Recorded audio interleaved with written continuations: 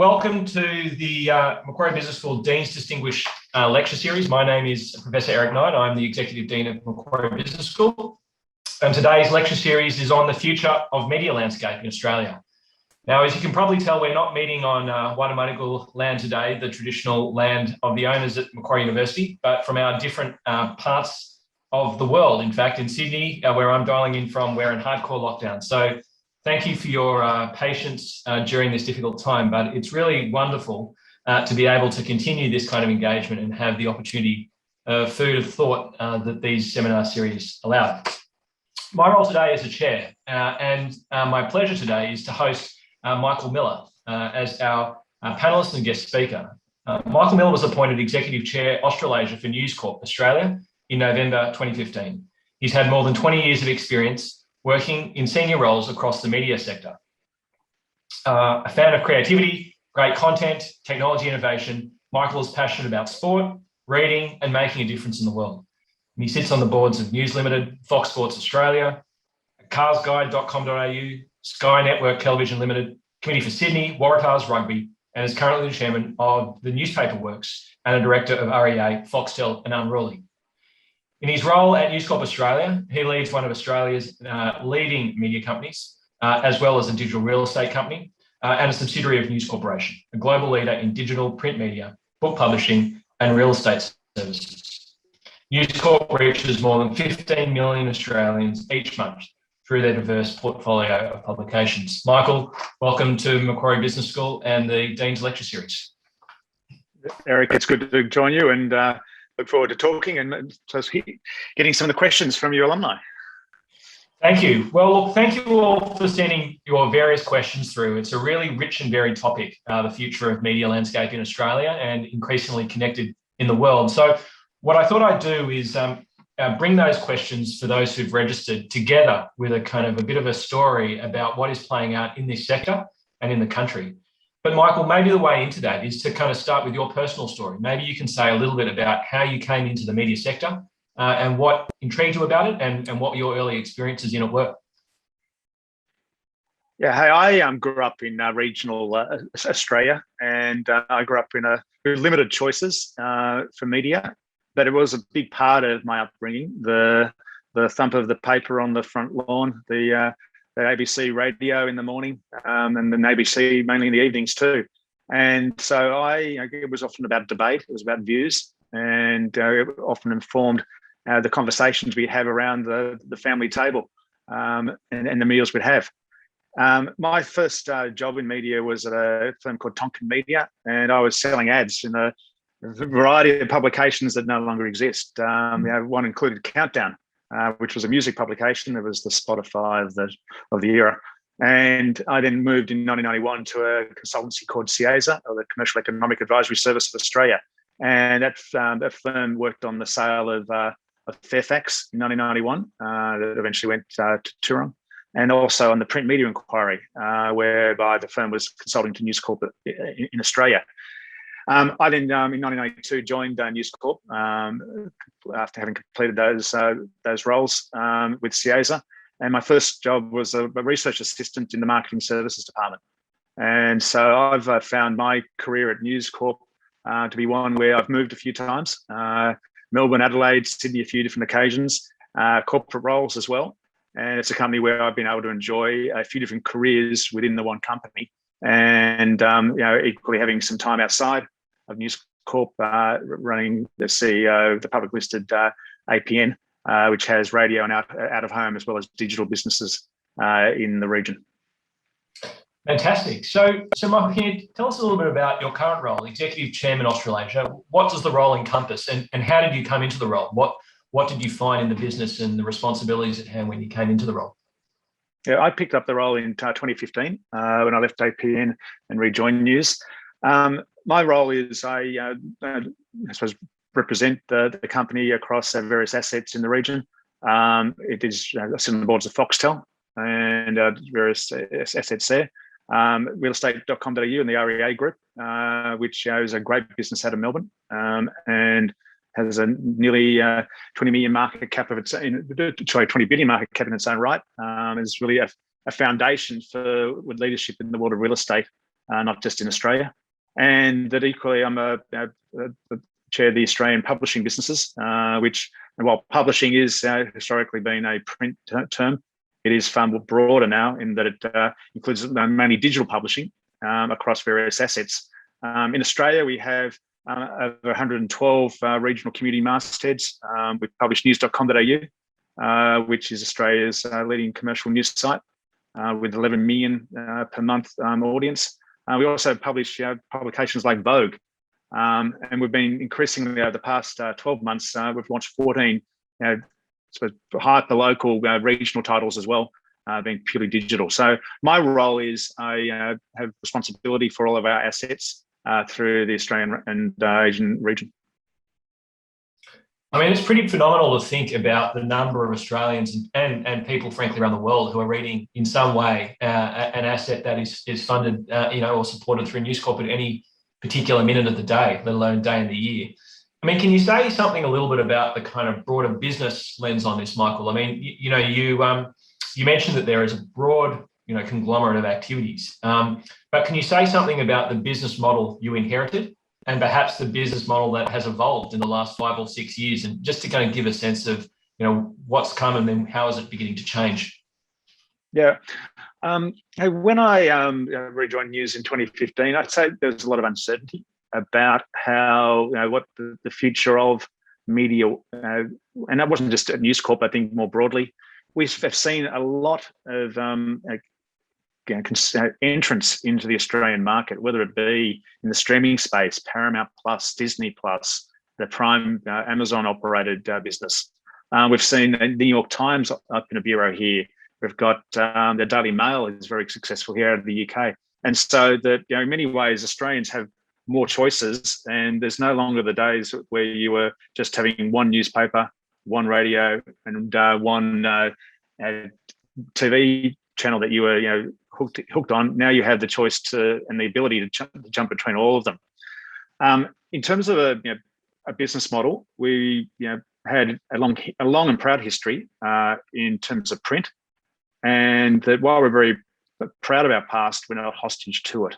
And really, being the past 5 years, I've been very focused on not being disrupted, but being a disruptor ourselves, and really being far more attuned. I'd characterise the print media business as one of the first to be disrupted. We've been disrupted now for 20 plus years, and we didn't always get it right. You've heard the rivers of gold sort of statement, and a lot of media businesses around the world played defence and tried to protect the audiences, the revenue streams that they had. And it's probably been the past 10 years that we've been far more assertive in having to change business models. In the past 5 years, that's further accelerated. And that I think that has been probably a learning where now a lot of other businesses turn to us and say, how are you dealing with, it would be retail, or whether it be banking, whether it be travel, whether it be food, and what lessons can we impart to our business partners in terms of changing business models and having gone through that digital disruption, whereby we've had to change a lot of our delivery. But at the same time, Australians' core needs haven't changed greatly. And that's where using data far more accurately. Ultimately, our core needs are that we want our kids' lives to be better than our lives. We want our lives to be better than our parents' lives. That includes education, it includes facilities, it includes value. It includes experiences is on the rise. And so, but those core values don't change much by generation. It's how they're articulated, how they're delivered, and the value that people take from them is the role of, I think every company is trying to solve those for their different customer and audience groups. I mean, Michael, I think it's a very profound statement. And I just wondered if, just staying with the business model piece for a moment, because a number of the kind of registrant questions came in thinking a bit about how to observe and how to find the necessary distance, but also proximity from your executive chair role around seeing and reacting to digital change. In a respect, the entire economy has gone through accelerated digital transformation over the last 18 months. And the question has been, what of this change is temporary? What of this change is permanent? Can you say something a little bit from your vantage point as an executive chair? What are the kind of data signals that you read? who are the kinds of people in your business that you talk to? How do you find the relevant distance to reflect on what's fundamental business model change versus what is sort of daily churn? And how do you, as an executive chair, kind of filter through those various different inputs and discern a signal out of the noise?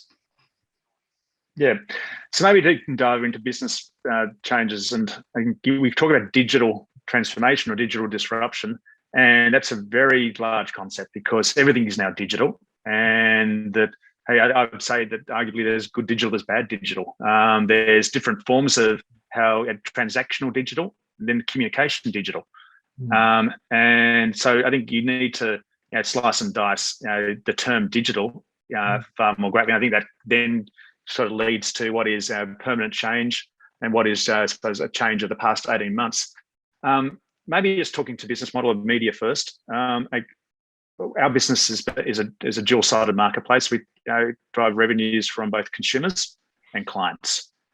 Historically, about 80% of our revenues came from clients. Today, that's more 50-50.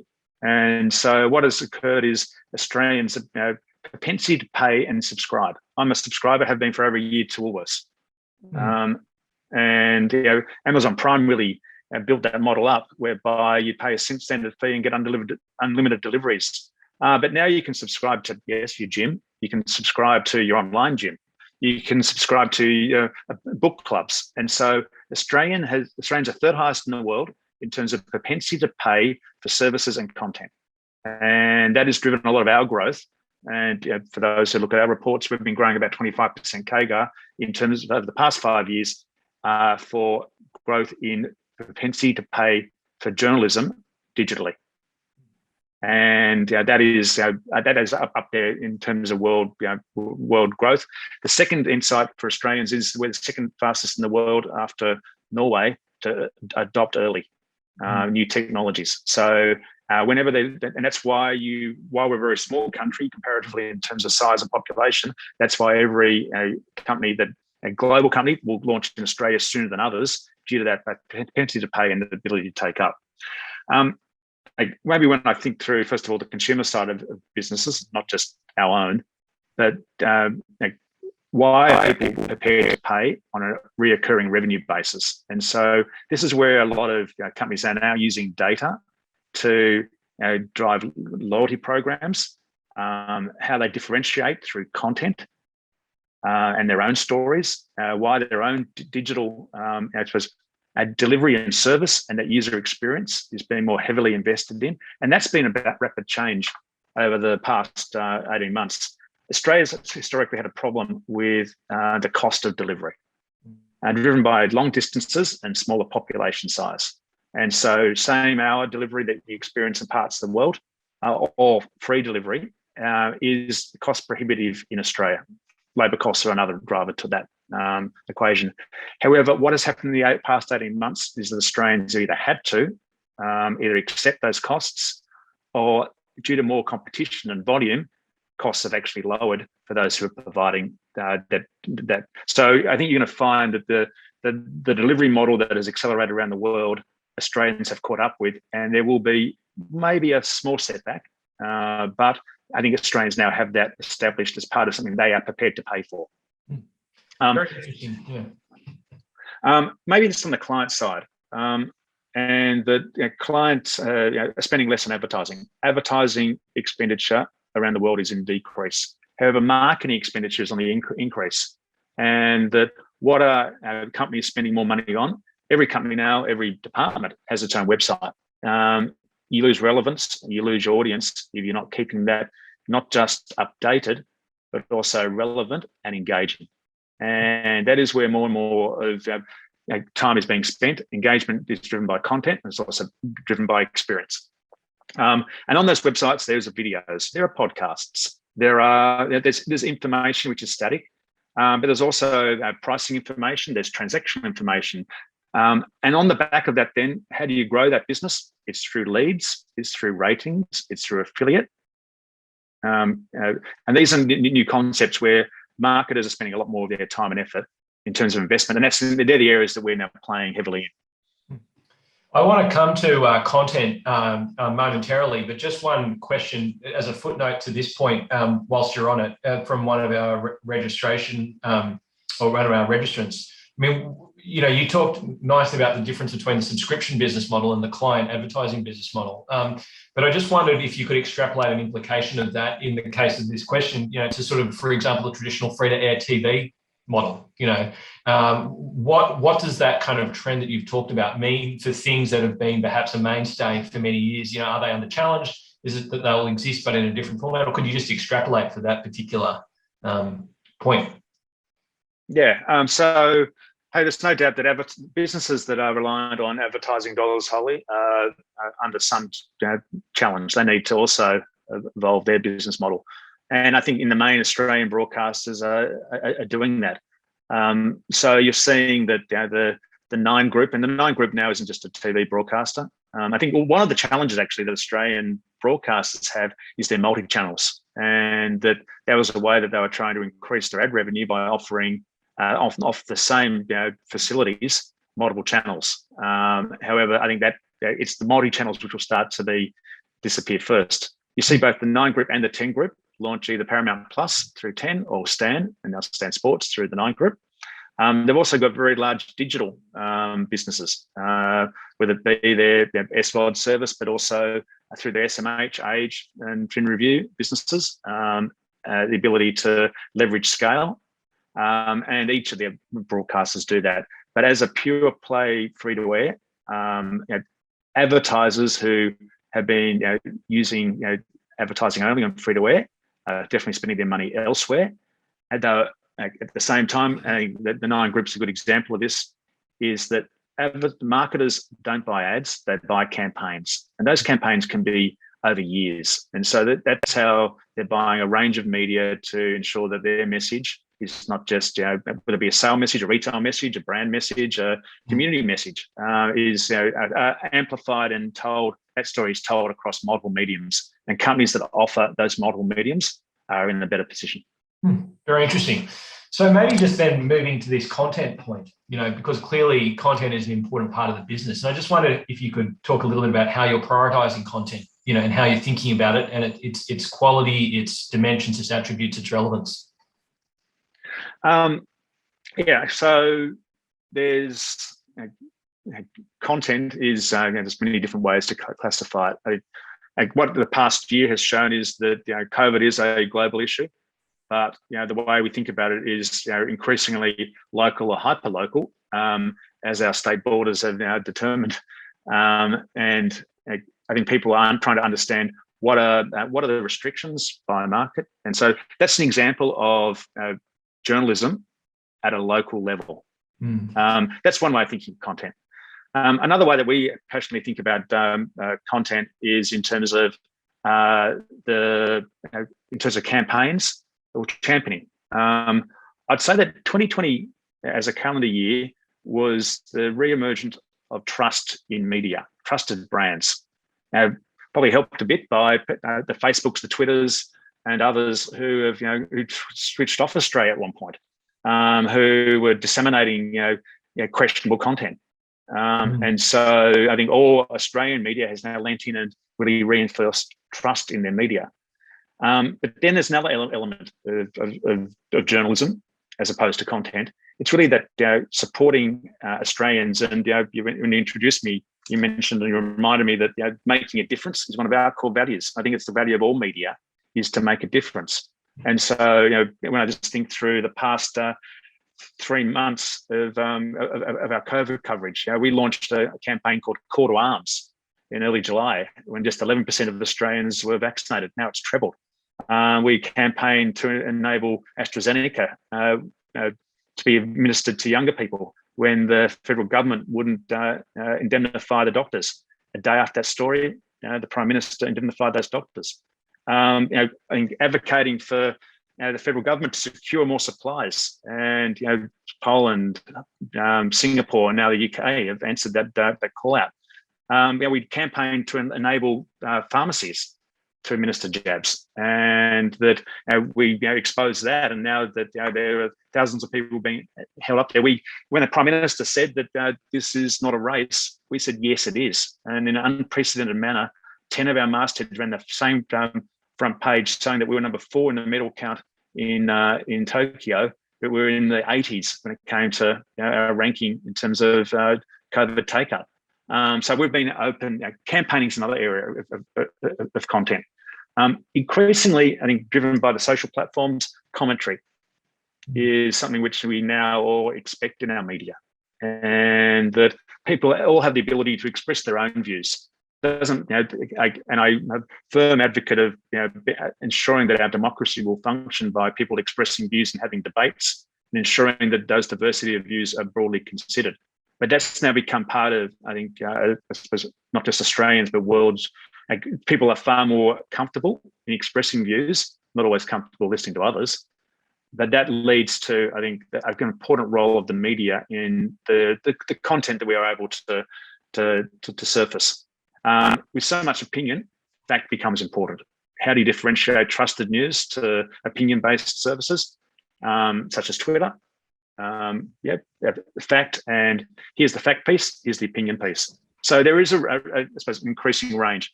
What we've seen in our data is that people are definitely moving towards hyper-local. When I say hyper-local, it's to the suburbs, to the postcode, even to the street. And that's for the thing, what people will subscribe for. What they'll stay for, being our retention metrics, is really around network content. It's federal politics. It's how Australians are great. We have a great culture wanting to compare ourselves to the world, and the outcome is we do bloody well around the world. But we want to know that we are world class, and so that look at your suburb, but how am I going to the suburb next to me? How am I going to the state next to me? Is a trend which is only increasing. It happens through sport, happens through health, happens through food, happens through politics, happens through business, and that's a bit of a trend that we see in Australia. I'll pause there. Yeah, no, Michael, I think that's really insightful, and I just wanted to pick up your notion of bias and democracy, and what you said, which I think is an ethos for media outlets, regardless of or newspapers, regardless of which side of the political spectrum you sit on. I think even The Guardian says something like, facts are sacred, comment is free. And I think. But I just wondered if you could say something a little bit in that media landscape between the divergence on the one hand between journalism and on the other hand between social media assets, in which journalism and the editorial aspects of things is not necessarily, well, it has a different potential set of values, or at least at the kind of level of the sector, it's slightly different. I just wondered, what role does a journalism company or a company that focuses on facts play in relation to issues like quality and kind of data-based inquiry and having a broad range of views, when it's a kind of increasingly fragmented media landscape in which not everyone is in the journalism field. Yeah, no, it is becoming far more blurred. I think that a lot of media companies, but I think a lot of other all companies are trying to ensure that their position on particular topics are well understood, but at the same time they need to build trust. And so for us, labeling becomes pretty important, that you understand, well, this is what was said, this is what the facts are, and fact checking. I think if you have the right tools in place, you can get far better at that. I think that also for us as a company and for Australian media companies, we've got codes of conduct. We've got we've got appeal processes. Individuals don't have that same, I suppose, either obligations, and when they make comment or state opinion as fact. And that's where I think a lot of the mistrust in social platforms are now emerging, and the individuals that use those. So therefore, a trusted brand and a brand that gets it right and has a history of will be the ones that will succeed in that space. It's important not to let those blurred lines cross over, and unfortunately, there are occasions when they do. And that I think the other trend is that kids are far more marketing literate, but also media savvy than ever before, and that people can be, and you tell pretty quickly through the comments or through churn rates on subscriptions when you get it wrong, and that now getting it wrong and people disagreeing with you, often two different aspects, but getting context is pretty important. When is it relevant to the story? Headline versus content is when the headline's misleading, the brand gets damaged, and so you're very conscious of clickbait headlines are not great for brands in terms of trust, and so you're seeing a lot more, call it as it is, headlines rather than definitely online the headlines that are maybe there to attract an eyeball. And so but I really work through the process of clearly labeling it, making sure that it is checked, it is edited, and you're putting a name to it, you're putting a masthead to it, and that there are those checks and balances in place. And then the 750,000 pieces of original content that we produce a year across our mastheads, unfortunately, I wouldn't say we 100% get it right, but we get it right, by far the majority of the time. If you could comment a little bit now, more diversified set of assets perspective. Clearly what you've said is part of the business, and your focus in Australasia, is spread across a range of different assets. But when you look at the kind of Amazon purchase with MGSM Studios, you can begin to see this kind of global race playing out in securing IP and content at a broader scale and kind of playing arbitrage perhaps beyond just the local environment. I just wondered if you could say a little bit about that, because obviously you sit within a broader News Corp ecosystem. And so I'm interested in how you think about regional difference, but also regional integration and leverage. Yeah, maybe I can just talk to the cycles that I think all businesses go through, and I call it the high street versus the mall, and that people like choice, but they like the convenience of aggregation as well, and that and to use the Sydney analogy, walking along Oxford Street, having different boutiques and character building outlets that you can drop into. That some of those shoppers went up to Westfield Bondi Junction, and there were different stores, but there was the convenience of the parking, not getting wet, being able to quickly have enough choice. And I don't think media is too dissimilar to the trends that people go through, and that they have multiple subscriptions and multiple choice, and it's not always as convenient, but it gives them that sense of control. And then the trend to aggregation on the Foxtel platform, you can now access your Netflix.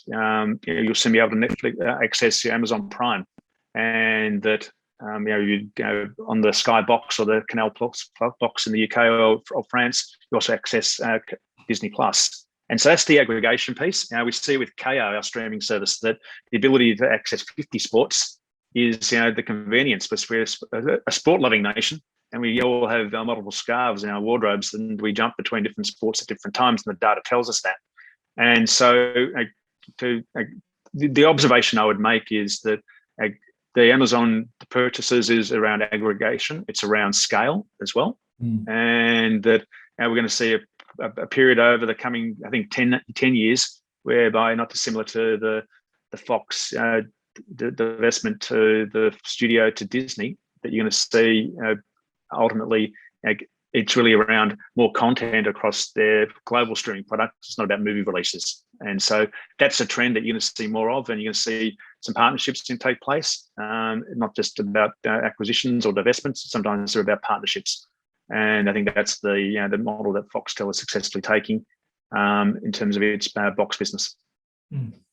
I think that aggregation point's a really good one, and I think I shared with you, Michael, earlier in my career, the work I did in bringing some of the Fox Sports and the kind of News Corp assets together with Les Wiggin and others back in that team. But I wondered if you could say a little bit more about aggregation at the kind of intersection between industries, because I can understand how when you're in the world of entertainment, for example, and news, the move from news content to sport is not that far.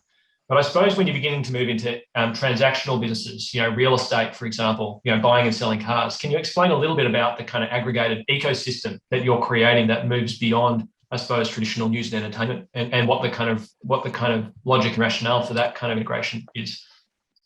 Yeah. So one of our we've got a few brands. On taste.com.au. Delicious is another brand. Australia's Best Recipes. So we have a very strong position in the food space. So we've but that food ecosystem also, I suppose, is a lot of the data back office for Coles in terms of ordering supplies and looking at the palate changes of Australians. Right. And so that's an example. We have a business out of Melbourne which does odds comparisons for sporting events, for racing events, for horse racing events. And so punters.com.au and also RaceNet. And it's now, in terms of algorithms that are comparisons of odds, predicting outcomes, the scalability of that is now operating in multiple countries around the world. And so it is ultimately great stories that bring people back to the site, but it's also the opportunity to transact off the site with multiple bookmakers. And if you're a punter in Australia, you have at least 3 accounts. 3+ accounts is the model. We have a commercial content business, Medium Rare, suddenly at 2 of our agencies. Storyation's another one. But the Qantas Mag has been something which we've been producing for quite a while. It's not selling to people, but it is providing inspiration and to escape to places that currently they can't get to. But it really is always destinations that Qantas can get you to, and what you can do there. And it's really about encouraging the economy of travel. You talked about the sport news to sport. It is food. Travel is another one of the areas that we've invested heavily in. Racing, but think of it as a value chain. How other parts can we operate on that? Most publishers now have an e-commerce business. The New York Times made some announcements over the past week about their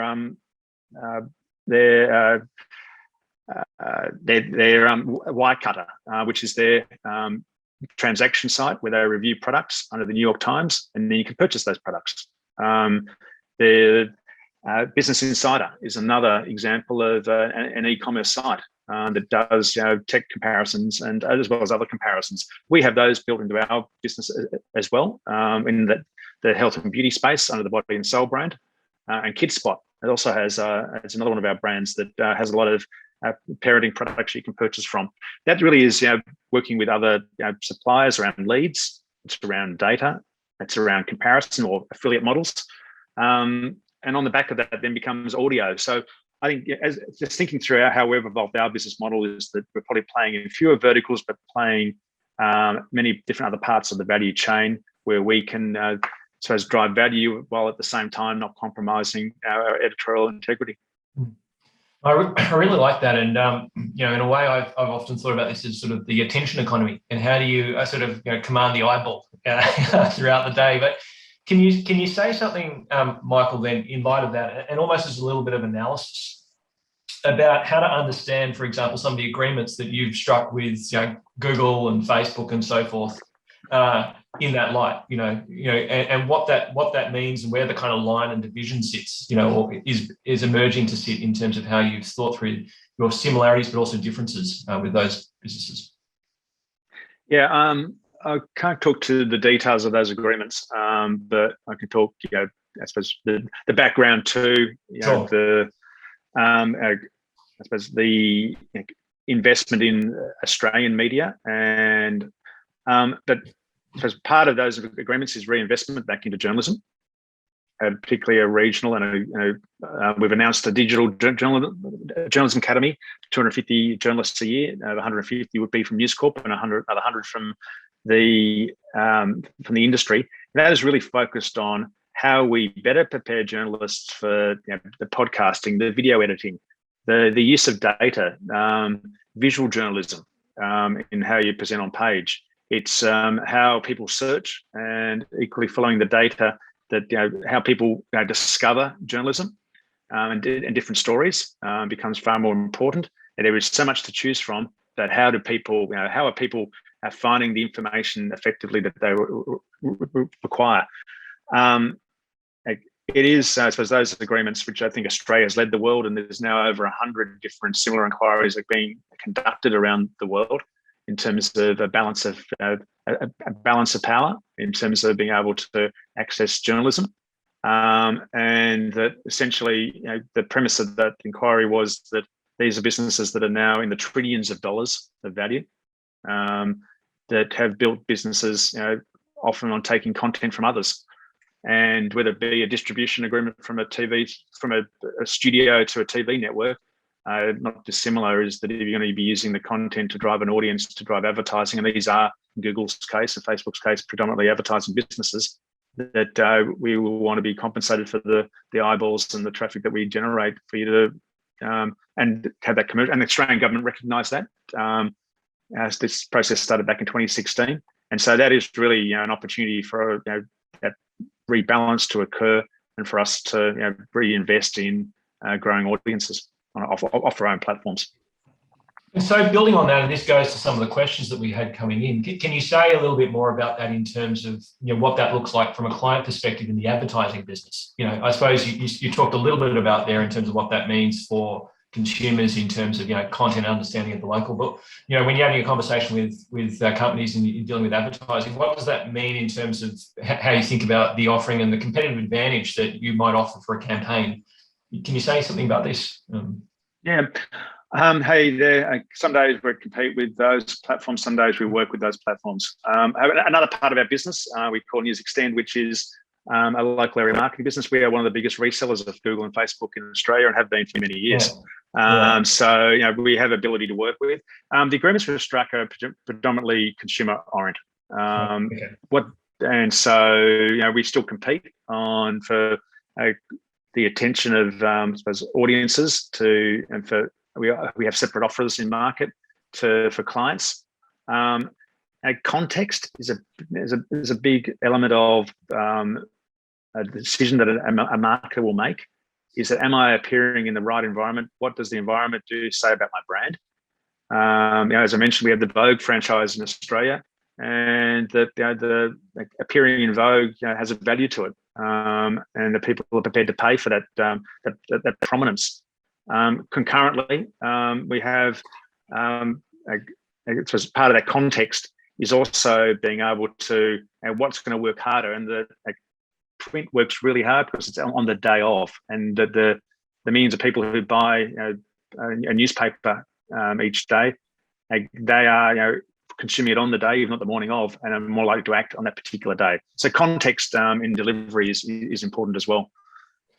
So I can see that having a wide set of assets, and from a range of different contexts, whether that be the choices people are making about what they're going to eat tonight, to how they're going to invest, to how they get their news, is pretty powerful. I just wondered if you could explain a little bit how you package that up, how you do the kind of cross-sell and the kind of, from a kind of advertising perspective, just to kind of a little bit, not so much how the sausage gets made, but just, understanding how you leverage your kind of market strength, and what that means going forward, like how you're continuing to think through that.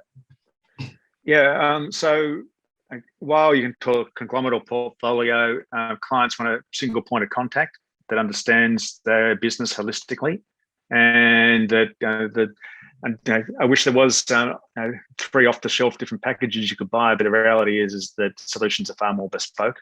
And that companies do want to differentiate their position in market, and so our processes have to be efficient to be able to compete.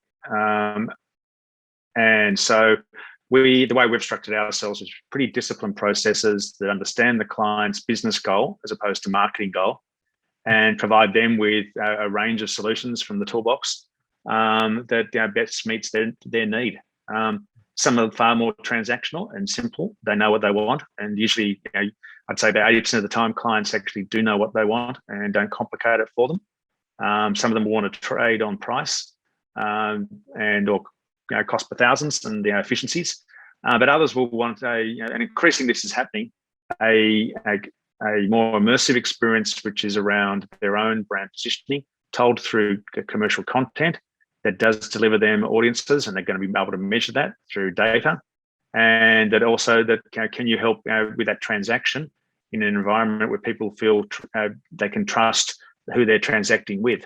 And so that happens in a range of different areas. And the way we tell stories and engage with their customers and our audiences and bring the two together, as I say, there's whether it be video, whether it be audio, whether it be newsletters, whether it be text, whether it be in print, whether it be in digital, long form, short form.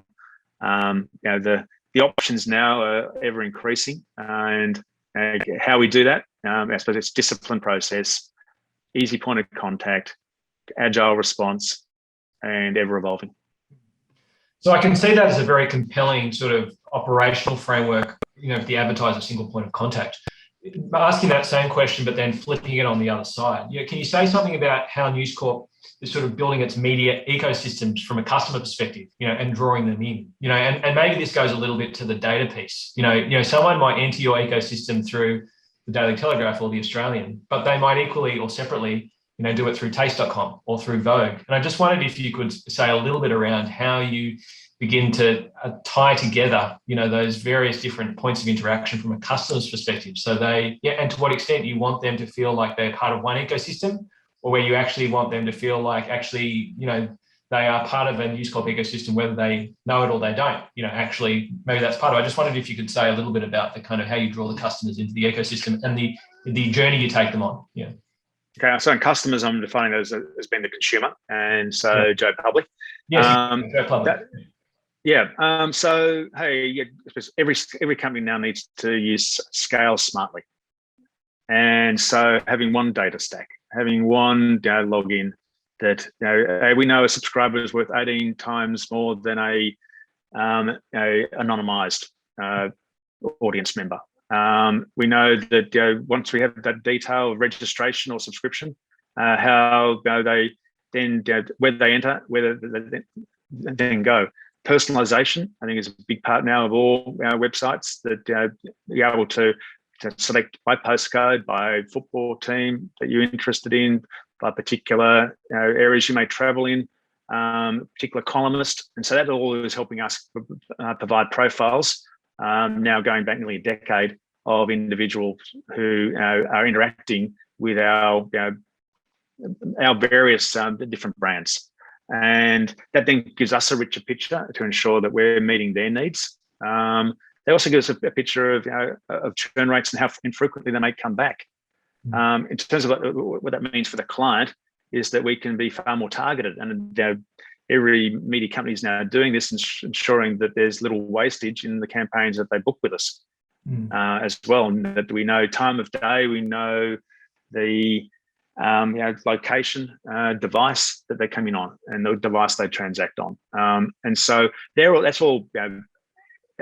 How visible is that to the audience? I think the audiences are pretty smart. I think they assume that they're being now they're sharing information. They've got to have the option not to share that information, but they often see that there's benefits in sharing that information, whether it be in terms of a discount, whether it be in terms of a more frequent offer, and that anyone who's shopping online will be familiar with the different tactics the companies use to enjoy loyalty and frequency, and a bigger share of customer wallets. Because in our case, how I balance that up is that I see there is two defined parts of the business. We've got a commercial business to run with clients, but you're going to lose that audience, you lose that patronage if you lose your audience. So you've got to treat your audience first and foremost. And so I'd like to say that we are a Joe Public business first. Treat them well, back them, support them, campaign for them, and they'll stick with you. And that my measure of our success is how are we going against subscriptions and engagement with audiences. If we've got a growing audience, and I'm comforted to know that we are growing, then we'll have a growing business, because we'll have Australian companies that will want to connect with those audiences in a trusted environment that we've created. maybe just sort of thinking now and just closing out a little bit into the future. I mean, is there anything you can share or in terms of, Michael, what the last 18 months have prompted you to think about, I mean, there's obviously presumably an element of accelerating the existing business and the maturity of the digital cycle. But I just wondered if, in addition to that, you could describe new patterns of customer behaviour or new changes which have kind of opened up new opportunity or new ways of thinking or kind of things that were unexpected. And any kind of broader insights that, might be relevant there. I'm sure to many people who are on the call now thinking about how customer behaviour of the last 18 months is more fundamentally changing their business as well. But, any reflections there from your perspective? Yeah, I suppose in terms of COVID, I think we are seeing emotional responses to issues, and that I think we all probably have friends or family, and predicting how their views are on how to respond to COVID maybe not what you anticipated, and they're widely different. And so you're seeing far more emotional response to what we have seen previously. Now that's an opportunity, I think, for companies to tap into emotional marketing and emotional communications. But there's also a danger, because if you don't connect, then you could lose someone. Yeah. So I think that's one theme that we will be there for a while. I've been concerned for a period of time that future generations may be less interested in current affairs, and there's plenty of polls about what the kids want to be when they grow up. Want to be famous. That was but that was if you go back a decade ago, that was number 17 of what things they wanted to do when they grow up. They wanted to have fun. And so the tables have turned a lot in terms of people's ambitions. But I think what I observe a lot more in the past 18 months is that in terms of people's priorities of where their future ambitions, they're far more concerned politically. And so there has been a re-emergence of current affairs in day-to-day dialogue. And we see that particularly in the comments. In terms of business models, people are far more, and Australia's been a bit of an outlier in this. We have spent a lot more proportionally than any other country to keep ourselves safe, and credit to the governments that have done so at a huge cost that our kids and their kids and their kids again will be paying off for generations. However, at the same time of that, I think it's exposed Australians' frustrations in terms of liberties. And so Australians are far more politically aware. And that's an opportunity again, but you're going to have a lot more, I think, the federal election 2022, you're going to have a lot, probably run a bit longer in terms of the lead up to, and you anticipate it's going to be March, April next year, probably March. That is when I think you're going to see a lot more expression of political views start to emerge. When other trends, the cocooning, the importance of connections, and the work from home, sort of as everyone debates every day, what is more productive for companies? There's no one answer to that. I think it depends by industry, would be my observation of that. I think the whole impact of working from home on people's health, not just mental, but also physical, will be another emerging trend, and what that impact has on the health system. The cost of travel has been well covered as something which will take probably a long period of time to reset. Hey, there's been, I suppose, and the debate of what stays and what returns. I think the food trends that we've seen will probably be a blip. I think the investment in property, what we see through REA, and is the international investments. I think the impact of not having 250,000 people enter and stay in the country every year, and now so that's probably over 2 years, 500,000 people. That's going to have impacts on people's companies' growth rates. I think that skill shortages are coming through, and so that's going to change curriculums, or it should at least. I think there are many micro sort of impacts here that haven't been covered enough. Yeah, I've rambled a bit, but it gives you a sense of some things on my mind. Well, I think, Michael, it's a fascinating landscape and an incredibly rich future that you're describing.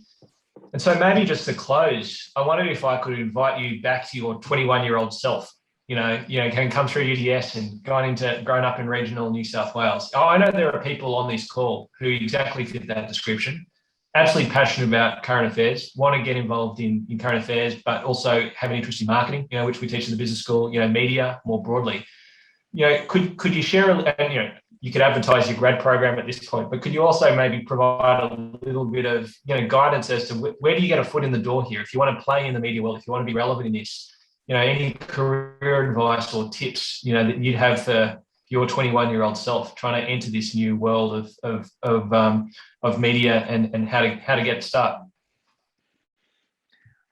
Yeah, I probably would have been about 21 when someone gave me some advice around understanding the complexity of media and how the bits would come together. And so that was probably my interest while at uni and the first few years with news, is how do the various how do people consume multiple media, and that aggregation piece and the referencing of different sources and how they reach decisions.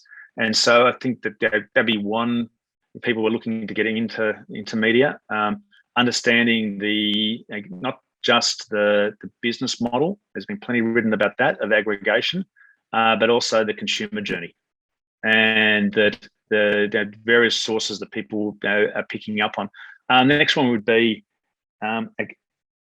going deeper. I think people are definitely wanting to specialize in particular topics and they can now do so. You can now specialize in a particular topic and go global.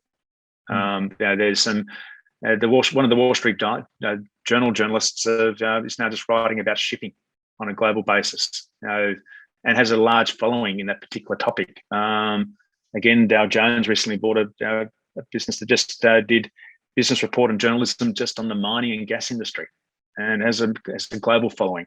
And so being able to go deeper into really detailed categories is an area of both interest out there and of following. If I was to have my time again, I'd probably think through those niches and how you can ensure a global audience where because Australia is ultimately a small country, but I think we do things really well. And I think that is where the trends will continue over the coming 10 years is high quality specialist publishing for global audiences. And do people need to make a choice at the start of their career as to whether they want to go down the journalism track, versus if they want to go into the media business advertising track, or is there a fluent movement between the two? Or how do you kind of guide on that point? Oh, I'd say there are plenty of people who start off in advertising and end up in media. The guys at Gruen, have shown that. I'd say Philip Adams is another one who now writes for the Oz, but worked in advertising. I don't know. I don't think you do. I think you need to understand consumers, their motivations, their ambitions, and you need to know the audience you're writing for. And whether it be for commercial or for consumers, those basic understandings are very handy for both.